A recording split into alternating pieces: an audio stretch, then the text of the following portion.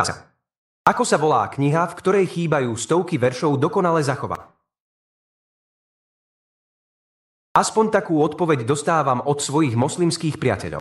Včera sme čítali pasáž z Kitab Fadaila al-Quran, kde Ibn Umar, jeden z Mohamedových spoločníkov, priznal, že veľká časť Koránu bola stratená.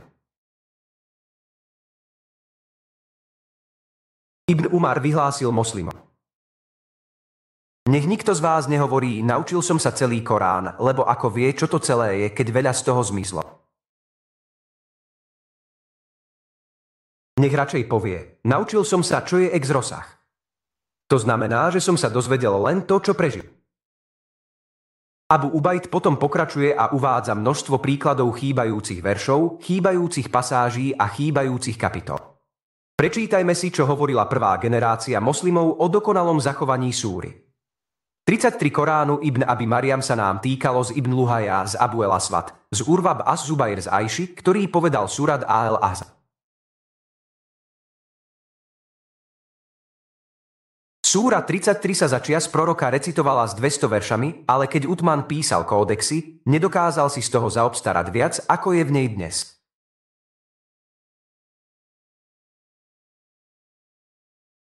Takže podľa Mohamedovej manželky Ajoši, matky vernej súry 33, sa zvykne recitovať 200 veršov.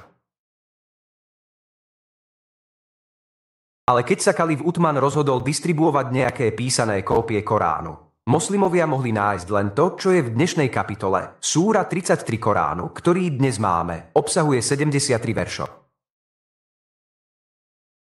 Ak teda súra 33 pôvodne obsahovala 200 veršov, ale v dnešnom Koráne obsahuje iba 73 veršov, koľko veršov chýba v súre 33? Podľa Ajši chýba 127 veršov v súre 33 dokonale a zázračne zachovaného Koránu.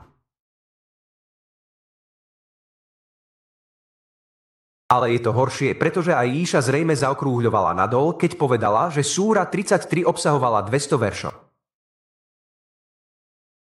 Ismail b. Ibrahim a Ismail b. Jafar nám príbuzný z Mubarak b. Fadala, z ako Abien Nujut, zo Zir b. Hubiach I, ktorý povedal, Ubaj b. Kabé mi povedal, koľko veršov počítal si, alebo koľko veršov si prečítal.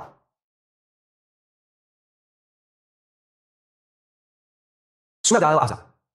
72 alebo 73 odpovedal som, povedal on, napriek tomu sa to rovnalo súer al-Bakra. Súra 2 a čítali sme v ňom verš kamene. Povedal som, a čo je verš ukameňovanie?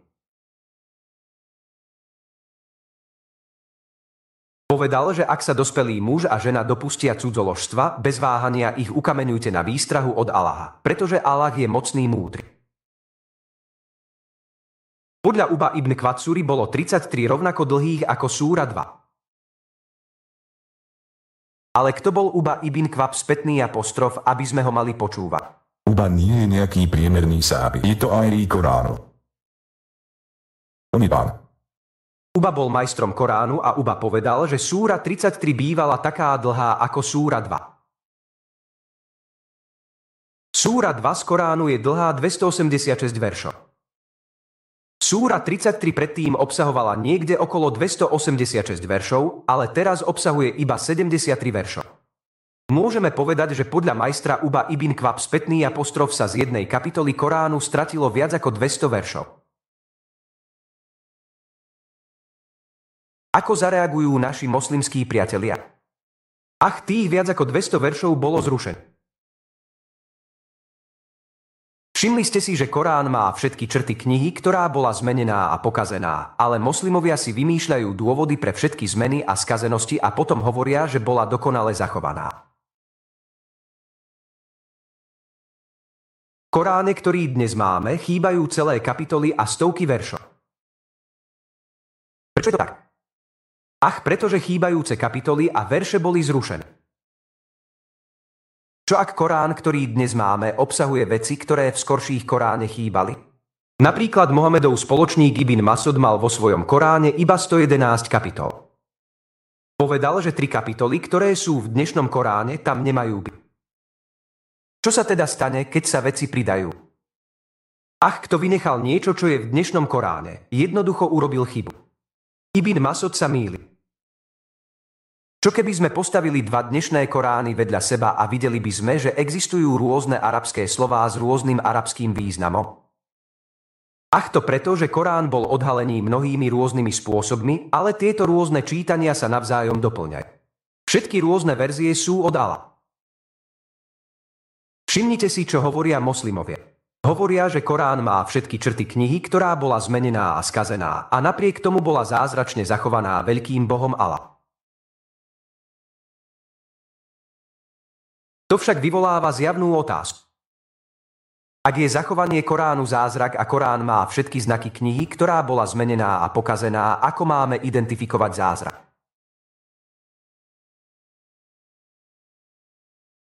Aký je tu zázrak? Naši moslimskí priatelia hovoria, že Korán sa líši od iných kníh. Je dokonale zachovaný a predsa má Korán všetky znaky všetkých ostatných kníh, ktoré boli zmenené a pokazené, pridané veci odňaté, rôzne slová v rôznych verziách.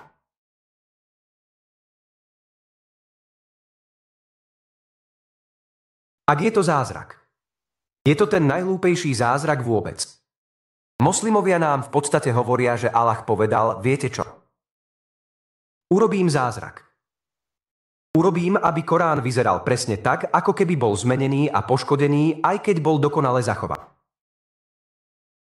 Moslimovia tvrdia, bez toho, aby predložili konkrétny dôkaz, že Biblia a Tóra boli pozmenené. Ako by bolo možné upraviť každú kópiu globálne jednotným spôsobom? Stretli ste sa s nejakými historickými údajmi potvrdzujúcimi tento proces? Mám podozrenie, že ste sa s takýmito dôkazmi nestretli. Keď však analyzujeme Korán a hadísy spolu s porovnaním rukopisov, zmeny v Koráne sú jasne viditeľné. V súčasnosti sa na celom svete používa 26 rôznych verzií Koránu, čo mnohí odmietajú uznať. Je nevyhnutné myslieť kriticky a neprijímať slepo dezinformácie, ktoré sa šíria o kresťanoch a židoch. Okrem toho stojí za zmienku, že nezrovnalosti medzi rôznymi prekladmi, verziami Koránu a pôvodným arabským textom sú formou korupcie aj vašej knihy. Komu uveríte, v dôsledku na vás.